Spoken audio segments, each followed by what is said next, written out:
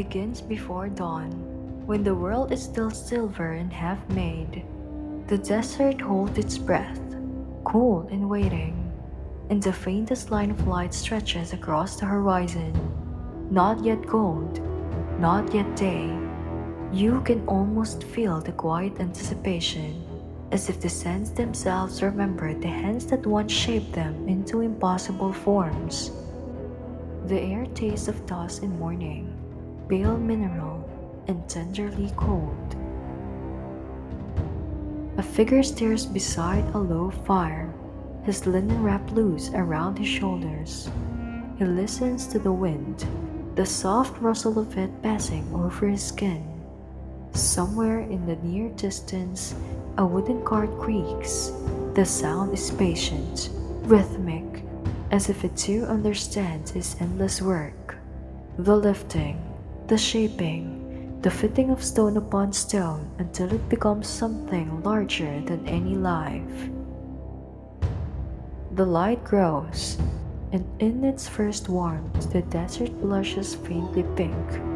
The pyramids, still far off, rise like mountains that have been dreaming for 1,000 years.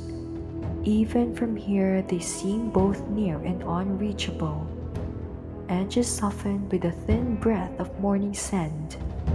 The man looks towards them, as countless others once did, and begins to walk. Perhaps this is how it began. Every day for generations, the builders, farmers, craftsmen, servants of Aroa and of eternity, walking with the first whisper of dawn, their muscles still remembering yesterday's strain, their minds half dreaming of symmetry and stone. You can imagine them moving in silence first, stretching their backs, washing their hands in cool water drawn from the river, the scent of clay and silt rising as they do. They might have eaten small loaves of barley bread, still warm, and a few onions, sharp and earthy, maybe a sip of beer, thick and grainy, to settle the stomach before the long hours of heat.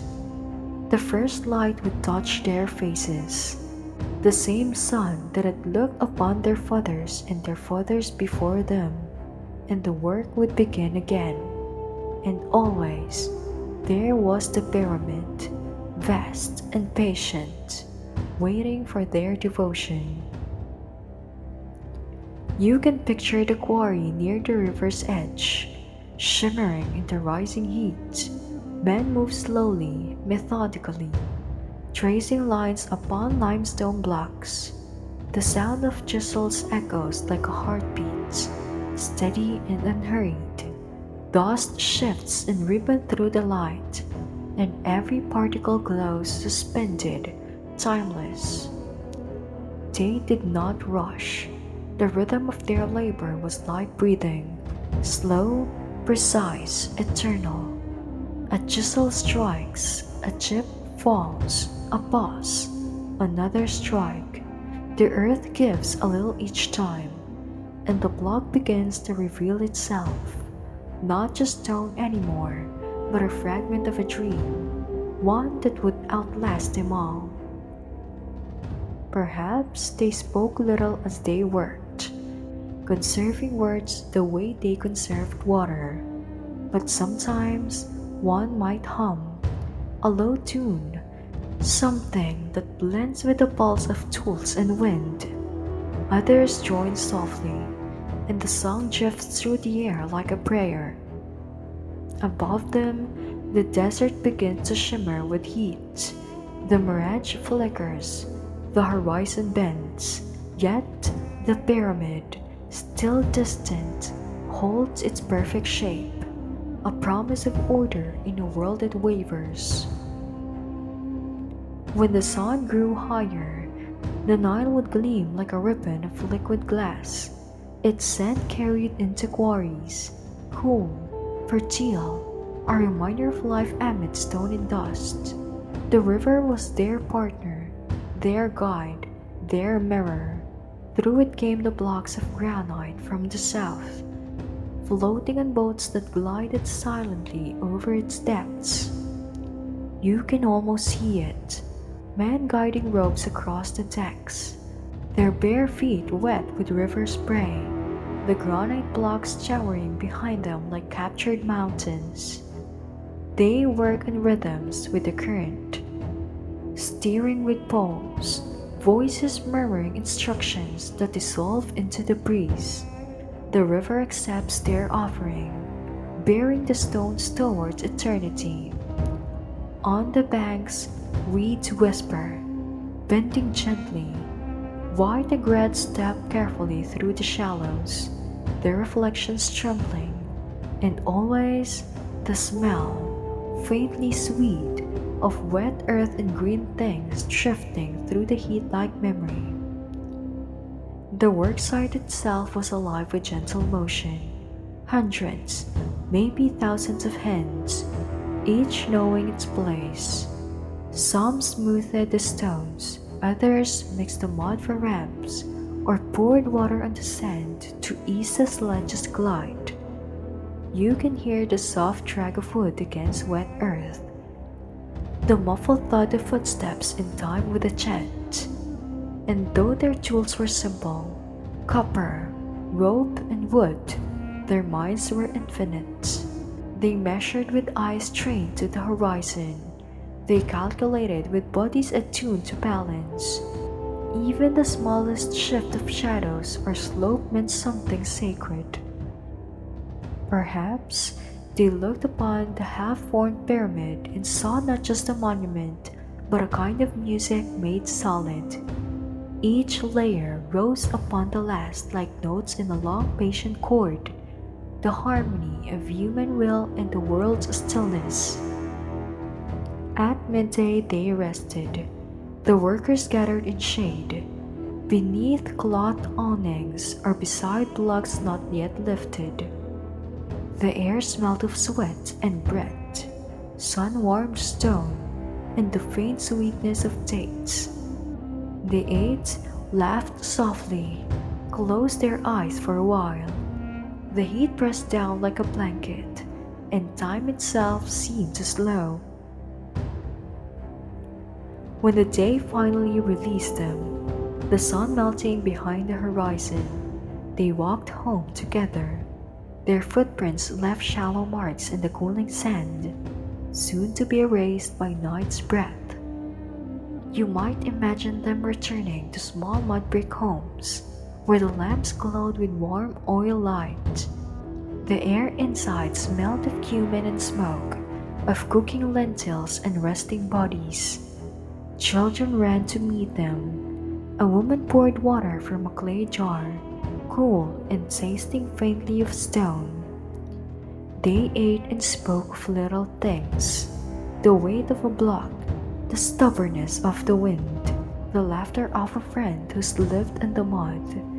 Outside, the stars gathered, bright and endless, and somewhere in the distance, the pyramid gleamed faintly beneath the moon, its edges softened by night, its shadow stretching like eternity across the sand.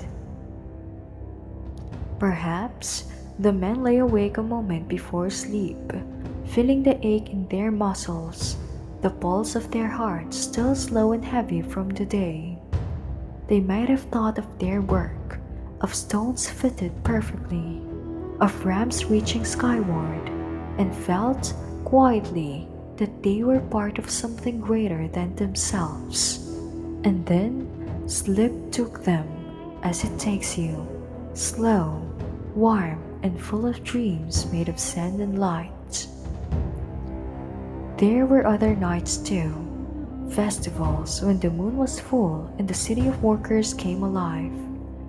Fires flickered along the banks, drum beat softly in the dark, and the smell of roasted fish mingled with the scent of burning myrrh.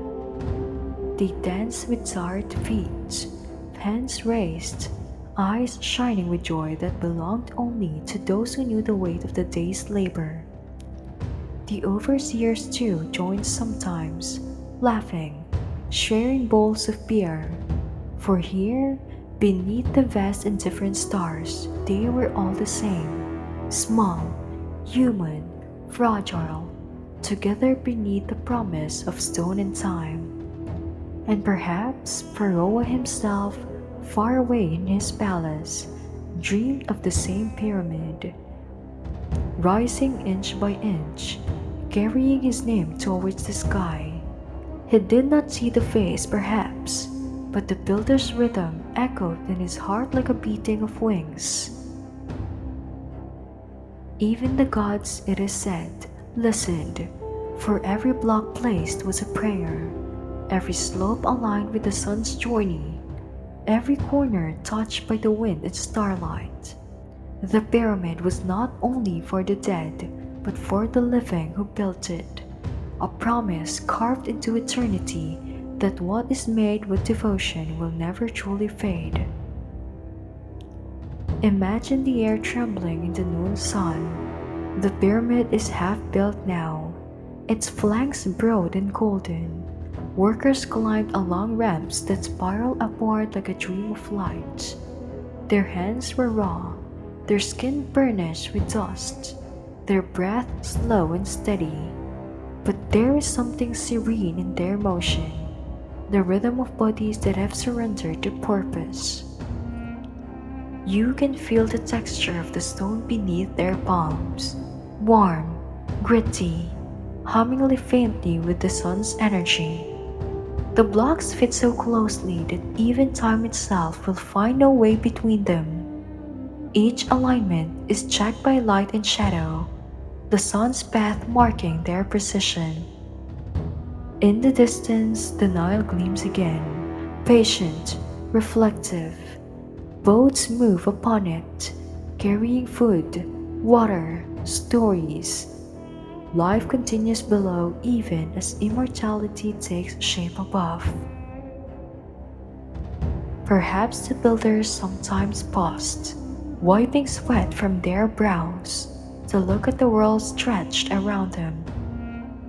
Endless sky, silent dunes, the promise of water and the song of the wind. Maybe they smiled, knowing that one day, long after their names were dust, someone might stand where they stood, look up, and wonder how it was done. And so it went, season after season. Floods came and receded, fields grew and tested, children were born, elders passed, and still the pyramid rose, not from the power alone, but from patience, from the steady breath of generations who believed that beauty could be built with hands and hope. Their lives were brief, but their work eternal. You can almost feel their presence even now, in the stillness between the stones, a faint hum, a whisper of laughter, a sigh of effort left suspended in the air. When the last block was set, when the tip of the pyramid met the sky and caught the first light of dawn, perhaps they stood in silence, no cheers, no trumpets, just quiet awe, and the slow realization that they had shaped something that would outlive all memory. The desert wind brushed across their faces, cool and soft. The sun rose, turning the limestone to gold, and for a moment, just a moment, the whole world seemed to pause and breathe. The lamps grow dim, the river still, the workers sleep, and the pyramids watch over them, immense, unblinking, eternal. In the distance, the stars drift slowly above the desert, each one a story, a name, a dream. You can almost feel the warmth of the day fading from the stones, replaced by the cool caress of the night.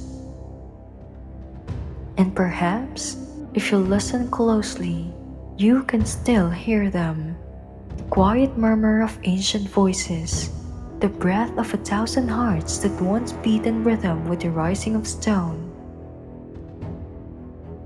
The air is calm, the sand is soft beneath you, the sky stretches endlessly above, and time itself lies down beside you, breathing slow, steady, and peaceful.